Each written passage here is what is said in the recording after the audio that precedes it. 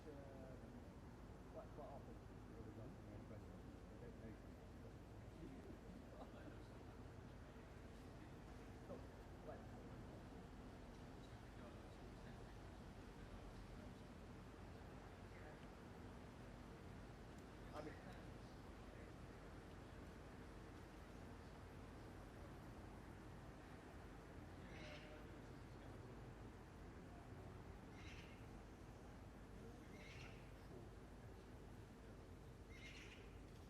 did you work with someone?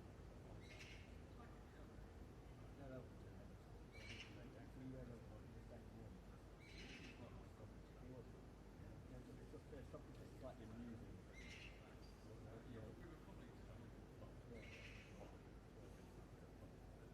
No, just quite funny. You do it, as I say, you do it very well, and you definitely don't.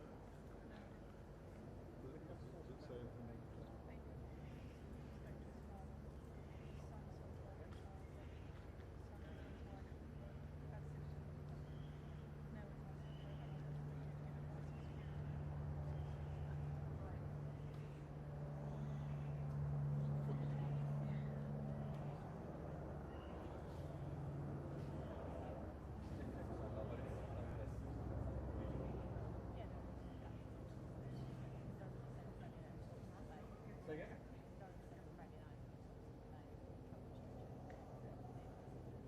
Exactly. No. I mean, but it doesn't really resolve the ambiguity about why the call was.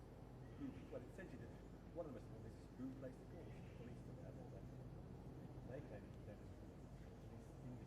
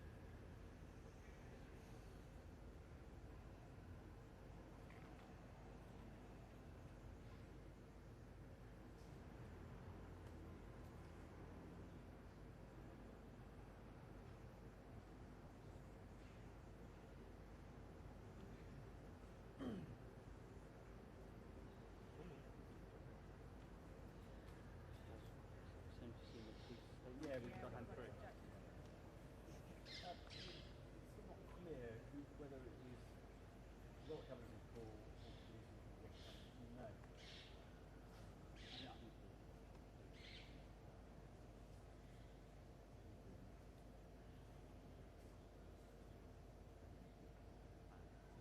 Exactly. I think that's what people are about. He's going to talk about issues.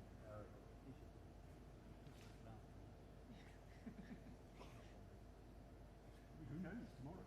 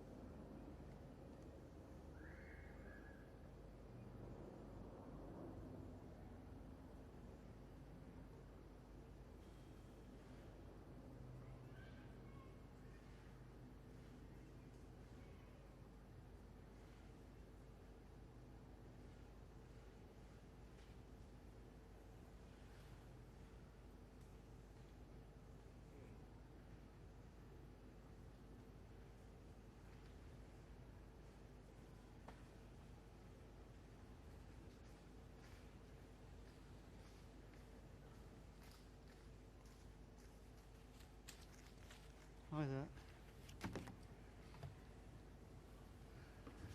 Sorry I'm late.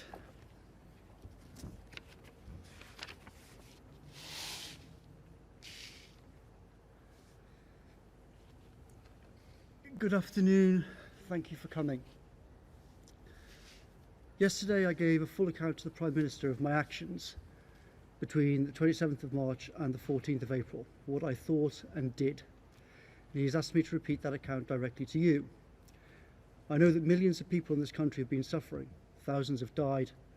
Many are angry about what they've seen in the media about my actions. I want to clear up the confusions and misunderstandings that I can. In retrospect, I should have made this statement earlier. It's many years since I've said anything on television, but I will do my best to answer questions after I've explained what happened. I also should clarify that I'm not here to speak on behalf of the government or the Prime Minister. I'm explaining my own actions and my own thinking. The Prime Minister is giving a press conference later, and he will answer questions concerning government policy. Around midnight on Thursday the 26th of March, I spoke to the Prime Minister.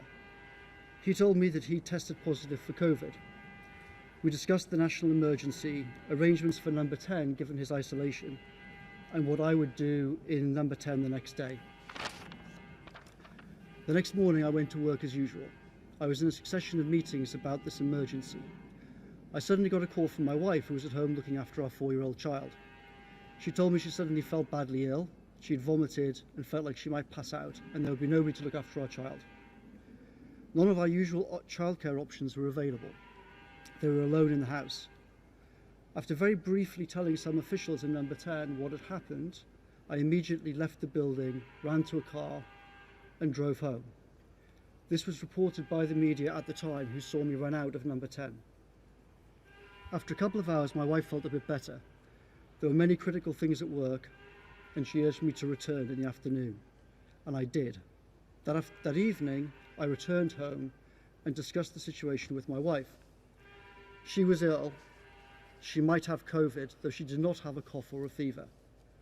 At this point, most of those who I work with most closely, including the Prime Minister himself and others who sit within 15 feet of me every day, either had symptoms and had returned to work or were absent with symptoms. I thought there was a distinct probability that I had already caught the disease. I had a few conflicting thoughts in my mind. First, I was worried that if my wife and I were both seriously ill, possibly hospitalised, there was nobody in London that we could reasonably ask to look after our child and expose themselves to COVID. My wife had felt on the edge of not being able to look after him safely a few hours earlier. I was thinking, what if the same or worse happens to me? There's nobody here that I can reasonably ask to help. The regulations make clear, I believe, that risks to the health of a small child were an exceptional situation, and I had a way of dealing with this that minimised risk to others. Second, I thought that if I did not develop symptoms, then I might be able to return to work to help deal with the crisis. There were ongoing discussions about testing government staff in order to keep people like me working rather than isolating. At this point, on the Friday, advisors such as myself had not been included in the list of who were tested. But it was possible that this might change the following week. Therefore, I thought that after testing negative, I could continue working. In fact, this did not change, and special advisors were not tested, and I have never been tested. Third, there have been numerous false stories in the media about my actions and statements regarding COVID. In particular, there were stories suggesting that I had opposed lockdown and even that I did not care about many deaths. For years I have warned of the dangers of pandemics. Last year I wrote about the possible threat of coronaviruses and the urgent need for planning. The truth is that I had argued for lockdown, I did not oppose it. But these stories had created a very bad atmosphere around my home. I was subject to threats of violence. People came to my house shouting threats. There were posts on social media encouraging attacks. There were many media reports on TV showing pictures of my house. I was also worried that given the severity of this emergency, this situation would get worse. And I was worried about the possibility of leaving my wife and child at home all day and often into the night while I worked in number 10. I thought the best thing to do in all the circumstances was to drive to an isolated cottage on my father's farm. At this farm, my parents live in one house, my sister and her 2 children live in another house, and there was a separate cottage roughly 50 metres away from either of them. My tentative conclusion on the Friday evening was this: if we are both unable to look after our child, then my sister or nieces can look after him. My nieces are 17 and 20. They're old enough to look after him, but also young enough to be in the safest category, and they had extremely kindly volunteered to do so if needed. But, I thought, if I do not develop symptoms and there's a testing regime in place at work, I could return to work if I tested negative. In that situation, I could leave my wife and child behind in a safe place. Safe in the form of support from family for shopping and emergencies, safe in the sense of being away from our home which would become a target, and also safe for everybody else, because they were completely isolated on a farm and could not infect anybody. Contrary to some media reports, there are no neighbours in the normal sense of the word. The nearest other homes are roughly half a mile away. So in this scenario, I thought that they could stay there for a few weeks. I could go back to work, help colleagues, and everybody, including the general public, would be safe. I did not ask the Prime Minister about this decision. He was ill himself and he had huge problems to deal with. Every day I have to exercise my judgment about things like this and decide what to discuss with him. I thought that I would speak to him when the situation clarified over coming days, including whether I had symptoms and whether there were tests available. Arguably this was a mistake, and I understand that some will say that I should have spoken to the Prime Minister before deciding what to do. So I drove the three of us up to Durham that night, arriving roughly at midnight. I did not stop on the way. When I woke the next morning, Saturday the 28th of March, I was in pain and clearly had COVID symptoms, including a bad headache and a serious fever. Clearly I could not return to work anytime soon. For a day or two we were both ill. I was in bed, my wife was ill, but not ill enough that she needed emergency help. I got worse, she got better. During the night of Thursday the 2nd of April, my child woke up. He threw up and had a bad fever. He was very distressed. We took medical advice, which was to call 999. An ambulance was sent. They assessed my child and said he must go to hospital. I could barely stand up. My wife went with him in the ambulance. I stayed at home. He stayed the night in the hospital. In the morning, my wife called to say that he had recovered, seemed back to normal. Doctors had tested him for COVID and said that they should return home. There were no taxis.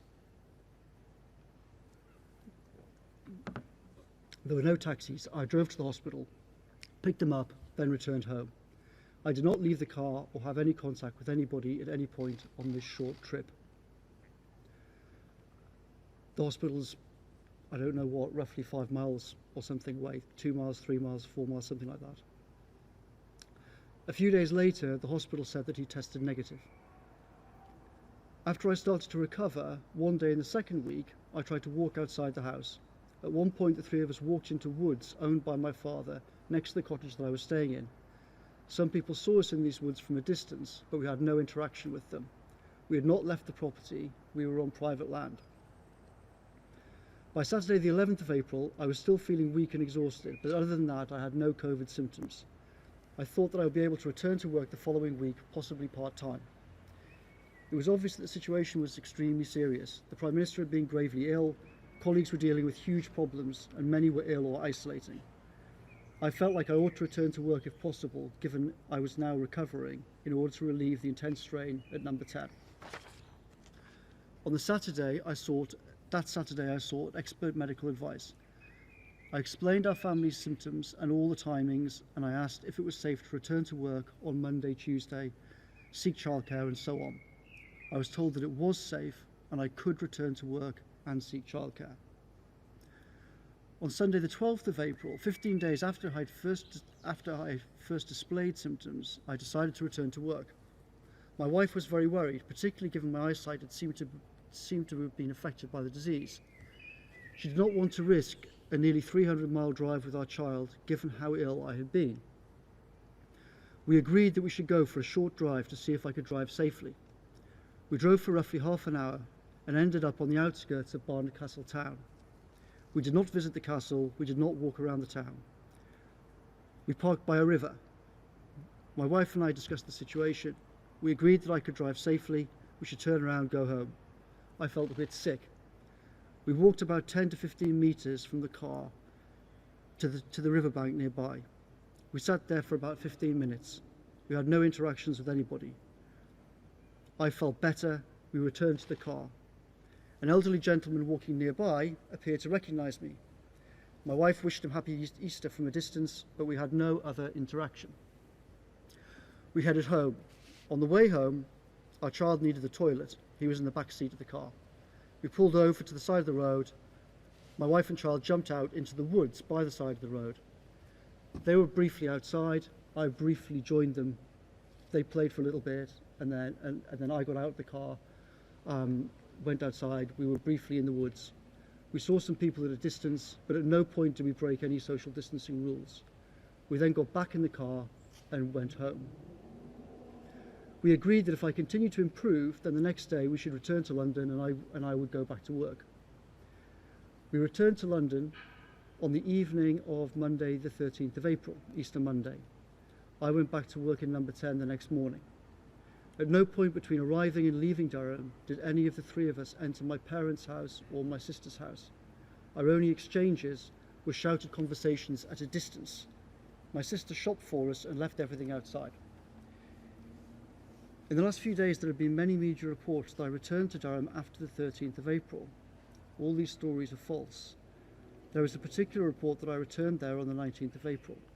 Photos and data on my phone prove this to be false, and local CCTV, if it exists, would also prove that I'm telling the truth, that I was in London on that day. I was not in Durham. During this 2-week period, my mother's brother died with COVID. There are media reports that this had some influence on my behaviour. These reports are false. This private matter did not affect my movements. None of us saw him. None of us attended his funeral. In this very complex situation, I tried to exercise my judgment the best I could. I believe that in all the circumstances I behaved reasonably and legally, balancing the safety of my family and the extreme situation in number 10 and the public interest in effective government to which I could contribute. I was involved in decisions affecting millions of people, and I thought that I should try to help as much as I could do. I can understand that some people will argue that I should have stayed at my home in London throughout. I understand these views. I know the intense hardship and sacrifice that the entire country has had to go through. However, I respectfully disagree. The legal rules inevitably do not cover all circumstances, including those that I found myself in. I thought, and I think today, that the rules, including those regarding small children and extreme circumstances, allowed me to exercise my judgment about the situation I found myself in, including the way that my London home had become a target, and all the complexity of the situation. I accept, of course, that there is room for reasonable disagreement about this. I can also understand some people think I should not have driven at all anywhere. But I had taken expert medical advice. It was 15 days after symptoms. I had been told that I could return to work and employ childcare. I think it was reasonable and sensible to make a short journey before embarking on a 5-hour drive to see whether I was in a fit state to do this. The alternative was to stay in Durham rather than going back to work and contributing to the government's efforts. I believe I made the right judgment, though I can understand that others may disagree with that. I have explained all of the above to the Prime Minister. At some point during the first week when we were both sick and in bed, I mentioned to him what I had done. Unsurprisingly, given the condition we were in, neither of us remember the conversation in any detail. I did not make my movements public at the time.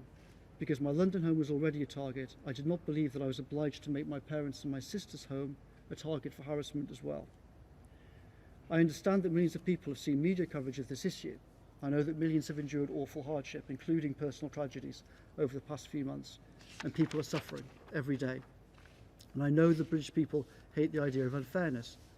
I wanted to explain what I thought, what I did, and why over this period, because I think that people like me who helped to make the rules should be accountable for their actions. I'm happy to answer questions from the media who are here. Sorry, I've got a list, and I was told to ask the people in this order. Laura. Okay. Thank you very much, Mr. Cummings. Do you regret what you did? Because many people in this country have made heartbreaking sacrifices in the last couple of months in order to stick to the rules that you were part of putting together. And many people may have listened to you and think you made your own interpretation. And do you understand, for some people, it seems as if there was one version of the rules for you and one version of the rules for everyone else? Thank you, Laura.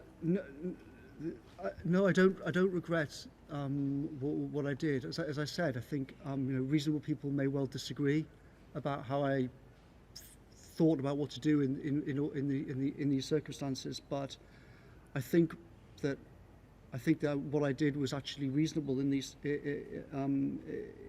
circumstances.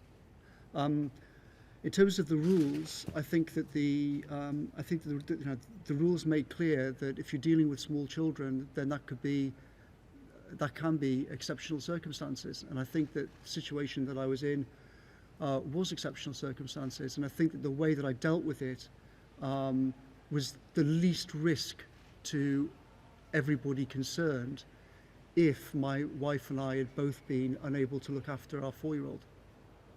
It may sound to many people this afternoon, though, that you're using a loophole that was in complete contrast to the message people heard day after day from Number 10 of stay at home, stay at home, stay at home. Do you understand why some people are really angry about this, not just respectfully disagree, that they're furious? I certainly do. I mean, I've seen some of the media obviously over the last couple of days, and I'm not surprised that a lot of people are very angry, and lots of people, if you're someone sitting at home watching a lot of the media over the last 3 days, then I think lots of people would be very angry, and I completely understand that. But I hope and think that today, when I've actually explained all of the circumstances about it, I think people will realise this was a very complicated, tricky situation, and I was trying to weigh up a lot of different things. Some people might have behaved differently in some ways. As I said, arguably it was a mistake that I didn't call the Prime Minister on the Friday night, and I just did what I thought that was the right thing to do, but I have to make decisions like that every day. And yes, I understand that people watching the media could be very upset about what's happened, but I've explained why.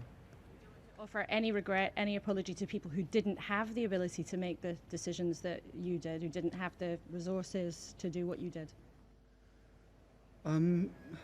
As I said, I think I've thought a lot about what I did over this period. What things I could have done better with this. What things I could have done better in general in dealing with the whole crisis. There's definitely a lot of things that I could have done better over the last few months. But I think what I did in this 14 days, I think that I behaved reasonably.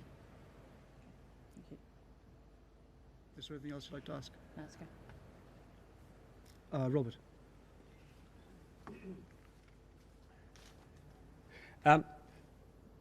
So, just to be absolutely clear, in this 14-day period and subsequently, apart from one visit to Durham and back, and a trip to Barnard Castle, neither you or Mary have been anywhere else at all. Also, millions of people haven't seen their parents for months now. Can you just tell us a bit more about the nature of your contact with your parents? And then finally, your own scientists are worried, they said this last night, that by introducing an element of personal discretion into the interpretation of the rules, you are putting lives at risk. What would you say to them, and what would you say to us to reassure us? Thanks, Robert. So I think you asked whether it was true that over this 14-day period that we didn't go anywhere else apart from off in the car on day 15. No, that's not correct. I went. Yes, exactly. There was the trip to hospital. And then there was the drive on day 15, but apart from that, neither of us left. And nothing since then either? Nothing since then in terms of? Just trips that break the rules, as it were? No, I mean, I left, I'm not exactly sure where the boundaries of London are, but as far as I'm aware, the only time that I left London since Tuesday the 14th was to go to Chequers for meetings with the Prime Minister. And that would be true of Mary as well, I mean, because you're a household, you know. Yes, I mean, Mary and I have been together since we returned. And then on this issue of contact with your parents? Issue of contact with my parents. So, I mean, obviously, so neither Mary nor I have been tested. So neither of us could be definitively sure about what our situation was. Mary had been ill and then recovered, but she hadn't had a cough, a fever. I pretty clearly seemed to have COVID, and talking to medical experts, they thought that, but I wasn't tested. But obviously our default mode was assume that all three of us have got it. So I was in a cottage 50 metres or so away from everybody else. Obviously we kept very, very far away from them. There are various reports that I visited them, I was staying with them. That's all completely untrue. My parents are in their 70s. Obviously I did not want to give them this disease, and so we stayed very far away. We did have some conversations, but they were, we were on a farm, and they were shouted conversations at a distance. They weren't some of the things that have been reported. In terms of introducing a question of discretion, I'm not seeking to introduce anything or any element of discretion. To me, the rules are there. They talk about what to do with. They talk about exceptional circumstances and small children. I was trying to weigh up on that Friday night conflicting things between what happens if we're both ill, who's going to look after him, what's the safest way of doing that, is there a way in which I might be able to go back to work the following week if the whole testing system changes, which was being discussed but did not in fact happen. I was trying to weigh all of those things up. Given that, I think that I don't believe that I broke the rules. I think that breaking the rules. It's that the SPIP and SPIM members last night said that they think you introduced the idea that if your personal circumstances allow, you can do something different from what the simple rules say, and they are very worried that will make it much harder to contain the spread of the disease. Well, I think that they're right to be worried that the coverage of the last couple of days could encourage people to behave in certain ways. But with great respect to them, they made those comments without knowing what had actually happened, and actually that's one of the reasons why I think now it would have been better to have made this statement earlier. But as it was, well, I didn't, and it would have been better to have done it earlier, for sure, and that would have also, I think, stopped some of those guys being themselves confused by what they read. Beth. Thank you. Mr. Cummings, thousands of people watching this, ordinary families, have put up with all kinds of restrictions and hardships, regardless of their medical or family requirements. People not going to funerals, people not even going into hospital when their kids have been having cancer treatment. Why are you so different? What those people, I think, see here is that there's one rule for you, one of the most powerful people in this country, and there's another rule for them. Don't you think you, at the very least, owe them an apology? I don't think I'm so different, and I don't think there's one rule for me and one rule for other people. As I said, I think that I looked at the. I knew what the guidance was. It talks about exceptional circumstances with small children, and I think that in all the circumstances I behaved reasonably and legally, as I said. But people will be listening to this. For days, government ministers have obfuscated about whether you went to Barnard Castle, no information put out. This is meant to be the people's government, isn't it? But you've badly misjudged public mood on this. This hasn't damaged the Prime Minister. It has undermined your policy, and it's undermined public confidence in the government. It could even now threaten public health if people decide that the rules don't matter. How can you even countenance at the moment staying on and not resigning? as I said, I think there is understandable anger, but a lot of that anger is based on reports in the media that have not been true, and it's extremely regrettable. But the media that were reporting some of these things that were wrong were told that they were wrong, but they reported them anyway. And that has caused a lot of anger. I know a lot of people have shouted at me in the street, "Why did you go back? Why did you go back to see your parents just because you wanted to?" But I did not do that. Can I just ask you one more thing?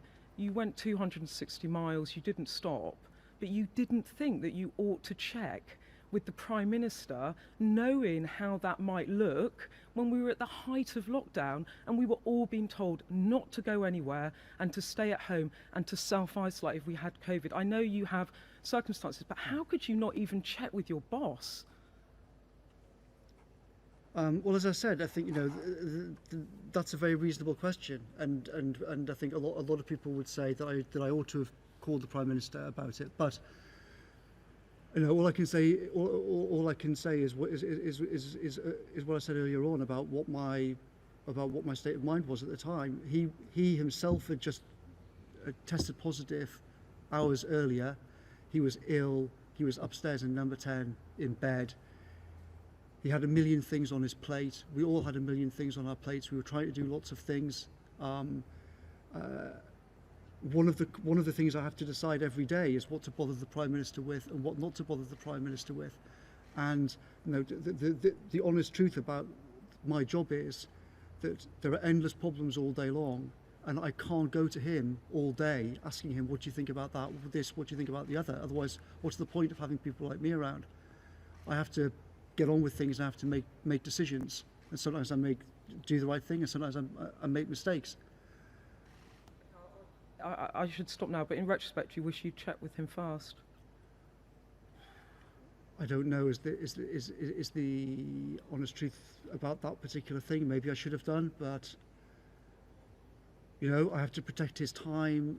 There are lots of really big issues that the Prime Minister's time is just about the most valuable commodity that exists in the government. So you have to be very careful about what you go to him with and what you don't go to him with. And I have to make that judgment literally dozens of times a day. And I made that judgment in a very short period of time in very extreme circumstances. And as I said, I thought at the time it was the right thing to do, but I also completely understand if people think it was a mistake, and that in fact I should have spoken to him about it. And as I said, I did actually speak to him about it a few days later, but neither of us can really remember exactly what I even said because we were both in pretty bad shape. Okay, thanks very much. Gary Gibbon. Yes, can I just be clear about that? Yesterday you had a face-to-face conversation with the Prime Minister about all the circumstances around this trip and those key 2 or so weeks. But he'd known about your excursion north for about a month and a half. And he didn't ask you anything until yesterday.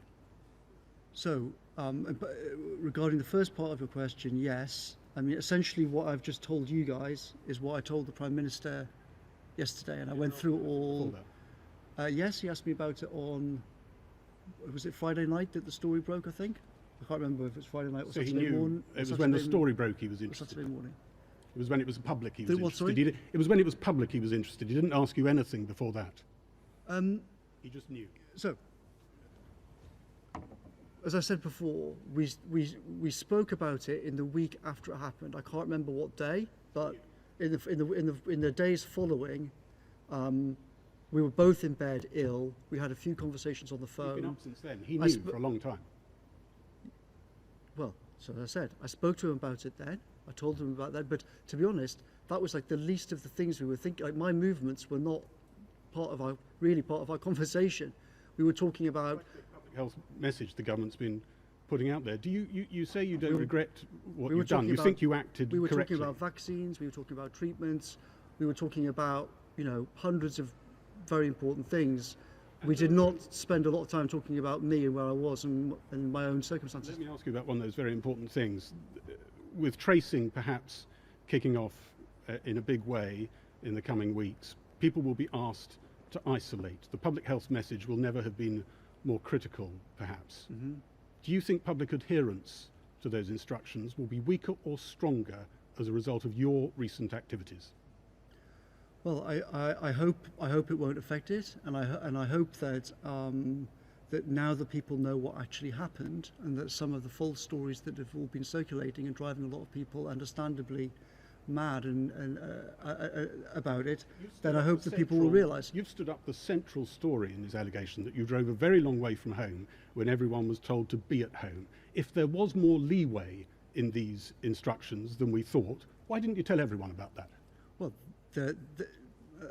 with great respect, Gary. Who else has driven that distance? I'm trying to answer the question with great respect. It's not just a simple matter in the regulations. The regulations describe various exceptional circumstances where it may not be possible to follow the rules. It doesn't say you must stay at home in all circumstances. It says that there are some circumstances in which you won't be able to follow these rules. And it seemed to me that I was in such an exceptional circumstance, and I was trying to balance all of these very complicated things. People will be staggered to hear you say that when the message was so clear: stay home. Is the fact that the Prime Minister can't do his job without you? The guidance says, if you are living with children, I'm reading out the actual guidance. If you're living with children, keep following this advice to the best of your ability. However, we are aware that not all these measures will be possible. What we have seen so far is that children with corona appear to be less severely affected. It's nevertheless important to do your best to follow this guidance. Now, you know, it's and you know as well as I do that there are that the deputy chief medical officer has discussed this. There's been various discussion about it.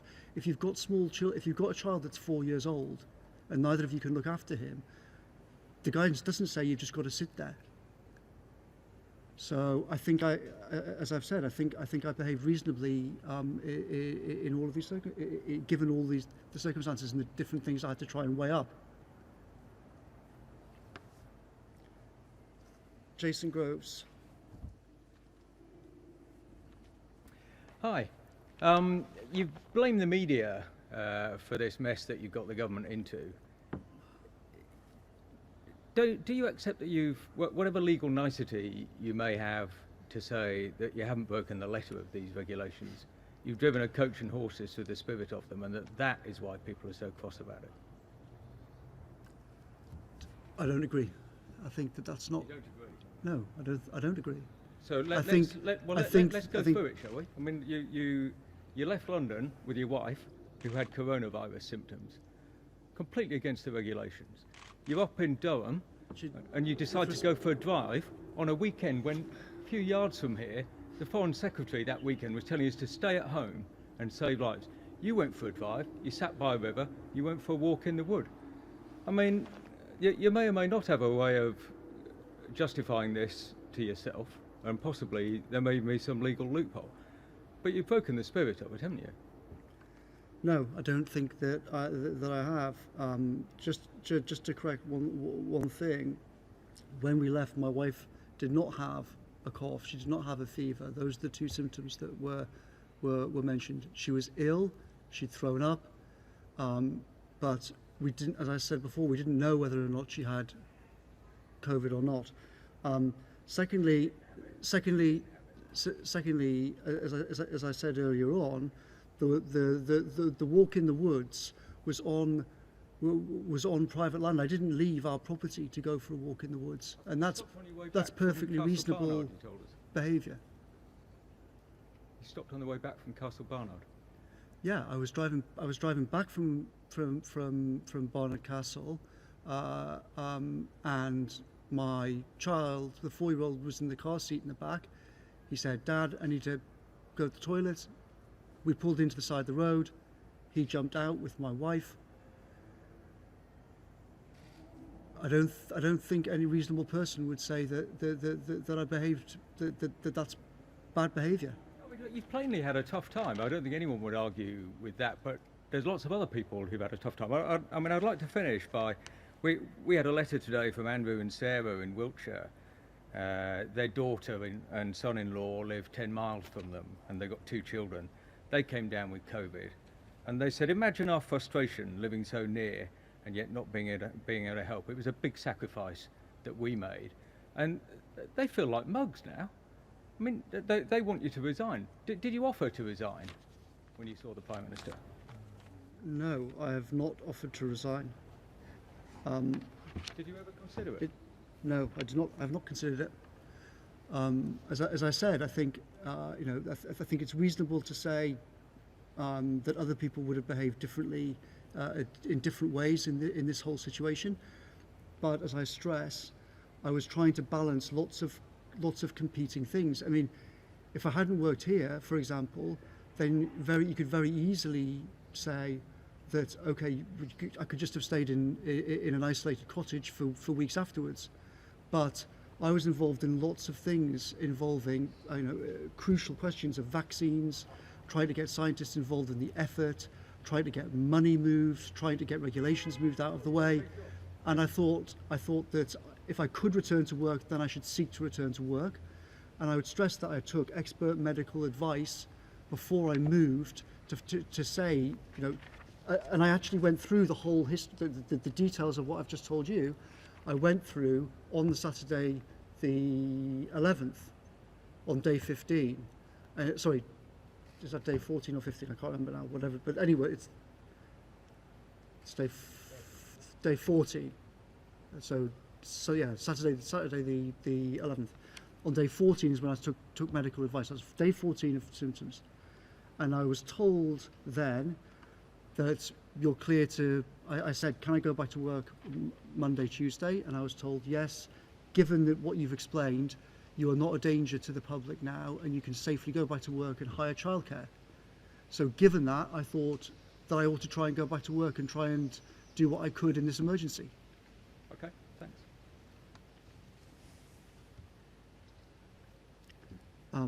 Anna Mikhailova.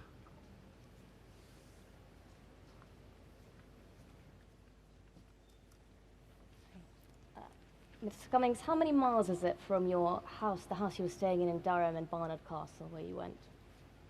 I don't know how many miles it is. I mean, it's roughly a half-hour drive. Right. So there are people without gardens, never mind access to private land and woodland, who haven't made unnecessary car journeys like that for more than 2 months now. They've been following rules that you helped forge and create. So were the public stupid to follow these rules to the letter, rather than looking for loopholes like you did? No, of course the public were not stupid to follow the rules, and I wasn't looking for loopholes. I was looking to try to do the best that I could in a complex situation where I was trying to weigh safety of my child with trying to get back to work, and a lot of difficult decisions to make around that. How does your trip to Barnard Castle have anything to do with the safety of your child or your work? Because, as I explained, I'd been very ill. On the Sunday, the 12th, I'd said to my wife, right, let's pack up the car and go back. I've been cleared by the doctors to go back to work. And she said, and I think it was perfectly reasonable, a few days ago you could barely stand up.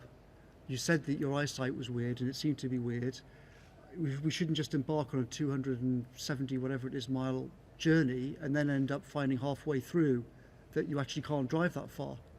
So we should get in the car and make sure and see if you can actually drive.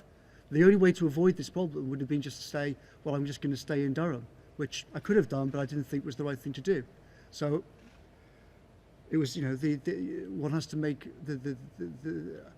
I've been told by expert medical advice that I wasn't a danger to the public, and that I could go back to work in number 10 Downing Street on the Monday, Tuesday, and therefore I was trying to do that in the safest way possible. And I think that was a reasonable thing to do. But that doesn't make any sense. Why do you have to make a half-hour journey each way to Barnard Castle? Why not drive a little bit of the way to London and then go back if you weren't feeling well? I mean, we didn't think about that of doing that. To be honest, we just thought, okay, let's whiz down the road and see how I feel. Do you regret not thinking about it? Do you mean, do I regret not just trying to drive to London and see if I can do it? Do you regret taking a half-hour journey to Barnard Castle and sitting for 15 minutes, as you say? As I said, I think it was a reasonable thing to do. I mean, perhaps you're right, and we should just have cracked on and tried to do the whole trip, but the whole point was, no, I had been extremely ill. My vision had been a bit weird. We were all going to go back. My wife said we should drive down the road and you should see if you can actually drive and see if your vision is weird or if you're okay. And I thought that's a good idea. I should do.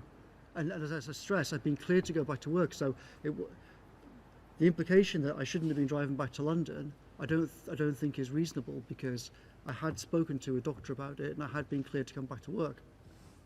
If you mention your wife a lot, if you and your wife felt that you had done nothing wrong, why did both your articles in The Spectator from a few weeks ago make absolutely no mention of being in Durham? Because, as I said, my house in London was already and is now the subject of some very unpleasant actions. And why on earth would I mention another house that I was in, where I've got 2 elderly parents and other relatives living there, who now today also have a lot of unpleasant things going on around their house too? I don't think I was obliged to do that. Why write such a detailed article at all? My wife's a writer. I mean, I don't tell her what to do. You did too. What, sorry? You wrote one too. You're not a writer. I wrote a few sentences about her, about what it was like to be with Mary.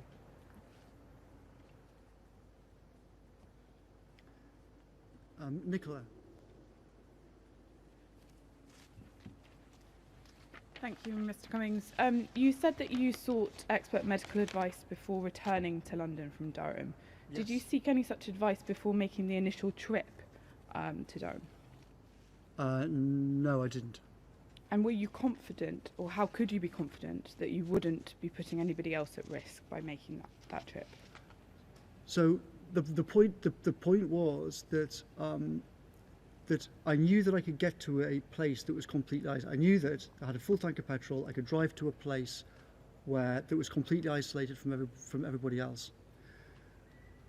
I knew that if me and my wife could not look after our small child, there was a 17-year-old and a 20-year-old 50 metres away that I could call and say, we need help. They are old enough to look after a child and also young enough to be in the least risk category.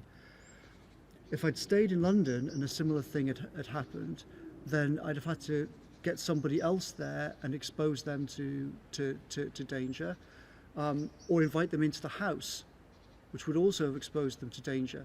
The way that I did it seemed to me to be the safest thing for everybody in the circumstances. And in fact, as it turned out, I didn't have to put anybody in that house in danger because although we were both ill and I couldn't look after a 4-year-old, my wife could.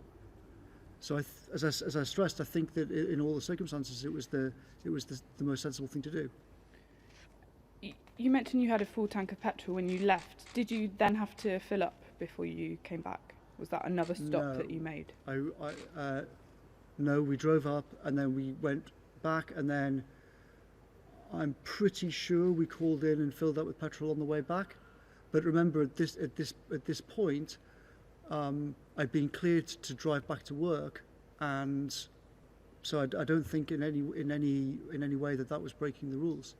I think it's just important to be clear exactly how many stops you've made, because you've disputed some of the accounts that have been reported. Yeah, so on the way up I didn't stop at all, and then on the way down I can't be entirely sure, but I'm like 95% sure that I did stop on the way back down and filled up with petrol, but that might be wrong.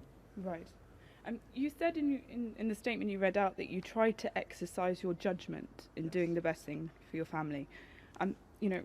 People up and down the country have been trying to do the best for their families.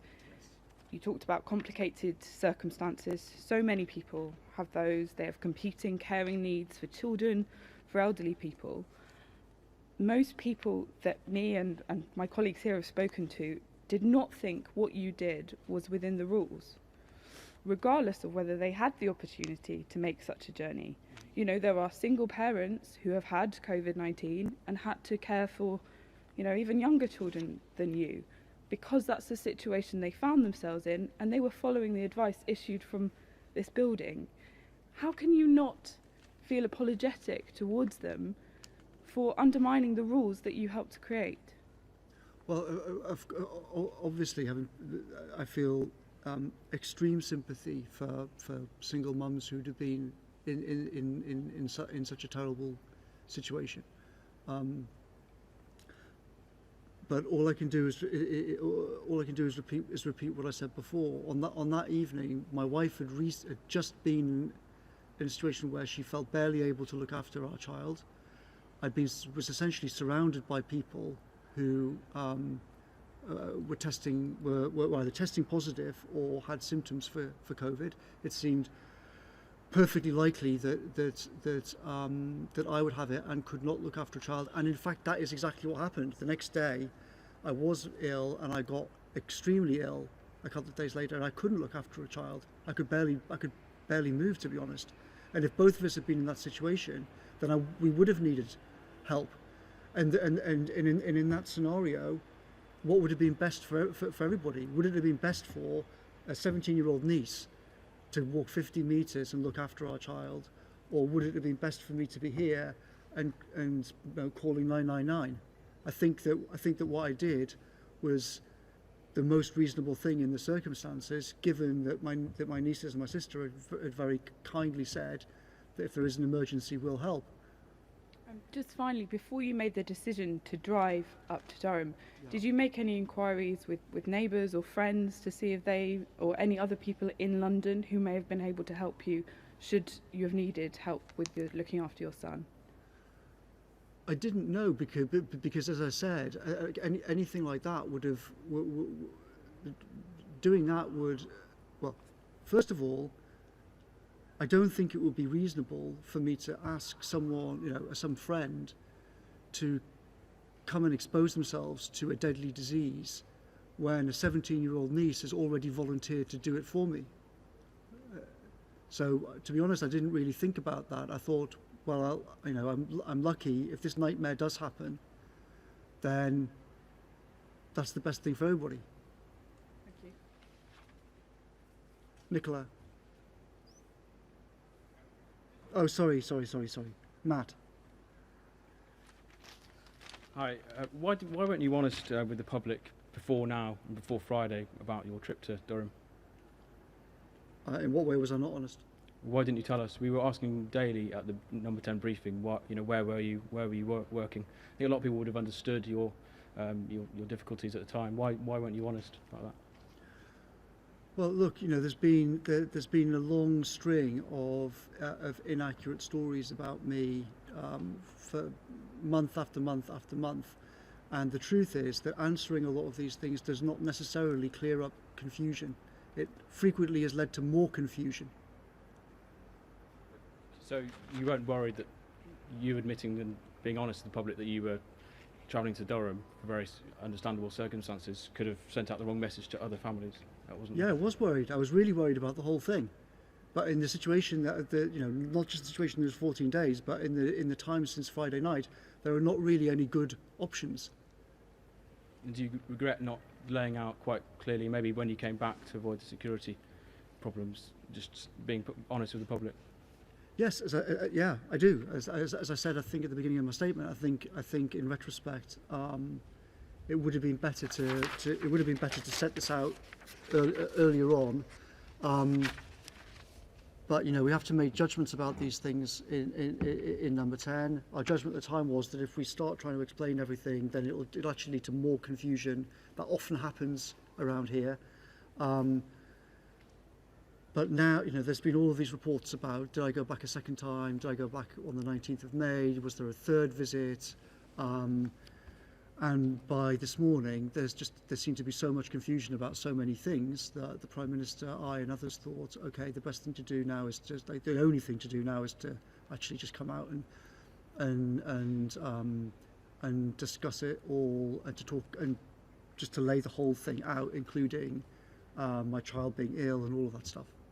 Regardless of whose fault it is, I mean, this whole episode is already having an impact on people's behaviour. Government scientists are warning more people will die the police warning that it's going to make their job harder. I mean, regardless of whose fault it is, why shouldn't you resign and draw a line under it and hope to regain the government's control of this pandemic? Well, I hope that now that people have heard what happened, I think that as I've stressed that in a very complicated situation, I behaved reasonably, and I tried to do the thing which minimised risks to everybody, given all the different things I had to weigh up. And I hope that, having heard this, that the people will say, okay, no, we understand the situation, and we understand what I did. They may well say, I would have. Some people, I'm sure, will think I would have done this differently or that differently, and perhaps they're right. I'm not saying that, having laid all of this out, I'm not saying I know I'm right. I'm saying this is what I did at the time. This is why I did it at the time. I was trying to weigh up competing things. I thought that I should try and come back to work and help with the whole disaster if I could do. Other people may say that I shouldn't have done that. So, if the episode does rumble on, do you think you will review your position in the next week? Will you review your position in a week or so if it does rumble on? It keeps distracting. It's up to the Prime Minister. I'm here to try and do the best that I can for the government. To try and change the country for the better in lots of ways, to get more investment into the NHS, to do all sorts of things that we've talked about. During this crisis, I've been trying to do the best I can to make the government machine work as well as possible.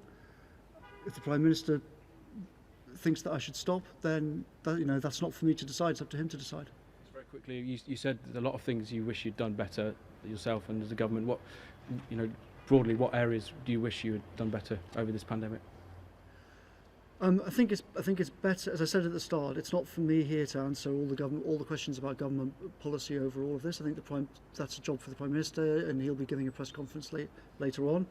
What I was saying was, I know that I've made mistakes in dealing with this thing going right back to January. I think that my behaviour in these 14 days, I think when people hear everything that happened, I hope that people will agree that it was reasonable. They might not think that they'd have done the same thing, but I hope that people will agree that it was reasonable calculations in all the circumstances. And I don't think what I did in these 14 days was a mistake, but I certainly made a lot of other mistakes, and I make mistakes every day. Caitlin.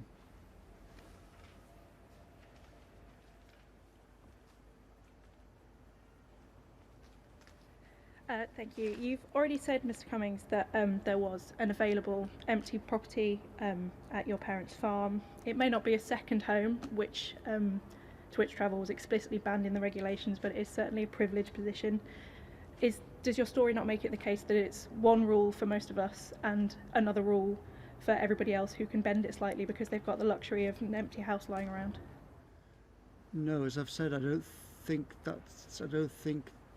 that's the case. The reason why I went to that place was it seemed like the safest option, given the considerations, and I was weighing up what's the safest thing for my child, what's the safest thing in terms of how could I get back to work and try to help with this emergency, what's the safest thing in terms of the whole the problems with my current house, and I was having to weigh all of these things up and make a decision in a very short period of time. But lots of people would have liked to weigh up what the safest option was for their child and would have liked to have thought that they had the opportunity to go to an empty, safe space. Did you not at all have any thought that, I should be going through this in the same way that everybody else is? I should be staying at home and doing everything that I can.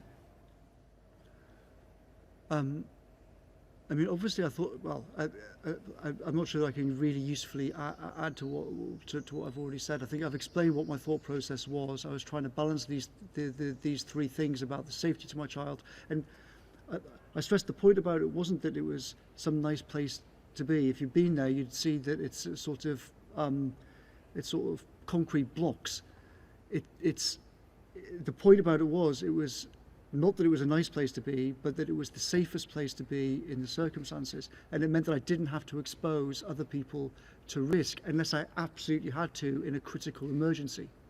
And I thought that the regulations, as I stressed, the regulations say we are aware that not all these measures will be possible if you're living with children. And I had a wife who'd already said, she was close to not being able to look after a child. I was thinking, this might be me tomorrow. In fact, it was me tomorrow. What do I do then? And I think, if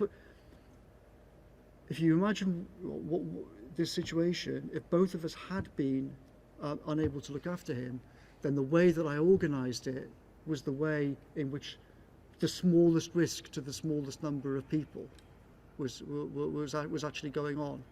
And given that and the other things I was also thinking about, I think it was a reasonable thing to do. But as I stress, I can understand that some people might say, it's your own fault if people are making threats at your house. That's not a good reason to leave. We've all had to stay. Other people are going to make their own judgments about this whole thing. So I think there's much more I can say. You also just mentioned in answer to Matt's question that you have made other mistakes in dealing with the pandemic since January. Can you point us towards any more of them? As I stressed, I think at some point in the future, I'll be very happy to go through all the different things that I think I got wrong. I would also point out, though, that lots of the media reports about what I've thought, what I've said, what I've done are completely false. For many years, I've been writing about the dangers of pandemics. Only last year, I wrote explicitly about the danger of coronaviruses. I stressed that the importance of government planning. And that I was worried that people were not taking it seriously enough. And a lot of media reports are trying to claim that I sort of brushed it off and sort of didn't realise what a danger it was. And I think no reasonable person could come to that conclusion if you look at what I've said and what I've written over the last few years. I took it extremely seriously. I took it extremely seriously many years ago. And I urged other people to take it extremely seriously. But I have made other mistakes in terms of how I've dealt with things since January, for sure. Is one of those mistakes herd immunity? Is one mistake? Is one of those mistakes the idea of herd immunity? No, it's not. And a lot of the things that have been written about that are completely wrong.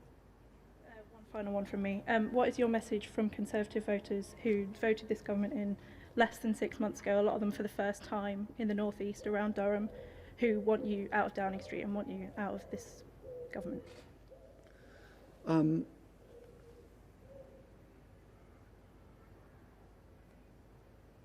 What's my message to them? Well, I think I've made mistakes in how I've dealt with this, all sorts of things in government. I don't think I made a mistake about these 14 days that are in question. And I would I would stress to people that they should not believe everything they read in the newspapers or everything they see on TV, because lots of the things that are reported are not in fact the case. I hope that I've set out today what the actual facts of it are, and I hope that people will think that even if they disagree with me, that I behave reasonably in these circumstances. Thank you. Would anybody else like to ask any questions? Sure thing, Anna. Just going back to what you said about Barnard Castle, could you point us to where in the guidance in the rule book it says that it's okay to make a practice drive journey and then get out and sit somewhere? Well, after recovering from this disease, my job is one of the jobs that the rules say you should go back to work if you can do. And well, with respect, I think it's very relevant, because I was allowed to drive back to London and go back to work. So You went, this isn't about your drive to London, this is a drive. You said it's to test if your vision was okay and you would take it home with you, which sounds reasonable. yeah. Then you went, you didn't just go for a drive to check. You went to a beautiful nature spot, sat outside, but you said different. Well, I think that, to be honest, the state that everyone was in, this was nothing to do with a beauty spot. And contrary to lots of the reports, I wasn't sightseeing, I did not go to the castle, I wasn't walking around. There are lots of things that have been said about this that are not true. We just went for a test drive, drove south, and ended up pulling in by the side of the road by the river on the outskirts of town. And my wife and I discussed it and said, okay, you can drive, this feels safe, let's go back, and tomorrow we'll pack the car up and go back to work. As I say, I was entitled to go back to work, I was encouraged to go back to work, and I think going back to work was the right thing for me to do. But I think it's also reasonable to try and do it safely, for me, for the family that I'm driving, for everybody else on the road as well. I mean, Robert. But isn't Anna's fundamental point that this is not really about legality? It is about the extent to which all of us can exercise personal judgment about how to implement the rules. And, you know, I've spoken to epidemiologists and behavioural scientists, and they are very, very worried at this critical juncture that what you have done by your example is to say to people, if you feel that there are special circumstances, you don't have to follow the rules. So, for example, quite soon, you know, many of us are going to be getting a telephone call from a contact tracer saying you have been in contact with somebody who's got symptoms, stay at home for 14 days. And many people say, I'm absolutely certain I haven't got any symptoms. You know, if I don't go to work, I'm not going to earn money, my family is going to be put at risk. I'm just going to follow my own judgment. Now, lots of people do that. Contact tracing is not going to stop the spread of the virus. Mm-hmm. So, yes, it's true that various scientists have said, oh, well, we think that what Mr. Cummings did might cause problems. But I would stress that a lot of the things which they think I did not do. There have been, yes, but with great respect, Robert, you are allowed to exercise judgment. The rules explicitly say that, as I stressed to you before. The rules explicitly say that when you're living with small children, you have to exercise your judgment in that situation. That's what the rules say. The rules are not millions of pages long explaining exactly what you do in every possible circumstance. And if we try to write rules like that, then they could easily cause more trouble rather than less trouble. So of course people have to make judgments about these things. You know, some of the people who've said that what I did is encouraging people to behave badly are doing so thinking that that as per various media reports that I went to stay with my parents. I did not in any meaningful sense stay with my parents. I was not in the same house as my parents. I never went into the same house as my parents. It's not true to say I went to visit with my parents. It's not true to say that my parents helped me with childcare. All of these things have been reported. That is not the case. That is not what happened. It's not so much the behaviour penalty. If you're on the kind of contract where if you don't turn up for work, you don't get paid, you've got small children in the house, you may say, well, I'm going to ignore the isolation because it's going to cost me money, it's going to put my family at risk. Well, with respect, that situation does not apply to me, and that's not what I was saying. No, it doesn't apply to you. What I'm saying is, by the moment you introduce an element of I've got to protect my family, the risks become that less clear and obvious. But as I stressed, Robert, with great respect, I am not introducing an element of discretion or judgment. The rules necessitate that you exercise judgment. If you look at the actual official rules on the NHS website, you can't do anything but exercise judgment in these circumstances with a small child. It doesn't go into lots of different circumstances and say what to do. There is no regulation covering the situation that I found myself in on Friday night. I had to exercise judgment about what to do, weighing up all of these different things. Okay. Thank you very much, everybody. Take care.